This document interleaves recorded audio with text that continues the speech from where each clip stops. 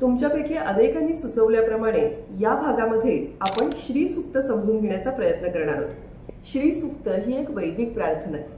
ती ऋग्वेदात कुठे येते तर ऋग्वेदाच्या खिल सूक्तांमध्ये ती सांगण्यात आली आहे। एखाद्या मुख्य ग्रंथाला पुरवणी किंवा अपेंडिक्स जोडलेला असावा ना, तशी ही ऋग्वेदासाठीची खिल सूक्त आहे।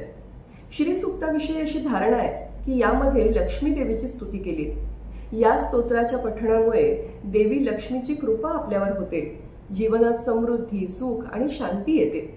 श्री सूक्ताचं नियमित पठण केल्याने आपल्या सगळ्या मनोकामना पूर्ण होतात आणि आर्थिक समृद्धी आपल्याला प्राप्त होते। श्रद्धा आणि भक्तिभावाने हे पठण केल्यास देवी लक्ष्मीची विशेष कृपा आपल्याला अनुभवता येते। पण हे सगळं करत असताना जर त्याचा अर्थ समजून घेतला तर नक्कीच ते पठण अधिक प्रभावी होईल, त्यातील अपेक्षित भाव आपल्या मनामध्ये जागा होईल आणि म्हणूनच त्यासाठीचा हा प्रयत्न आपण करूया।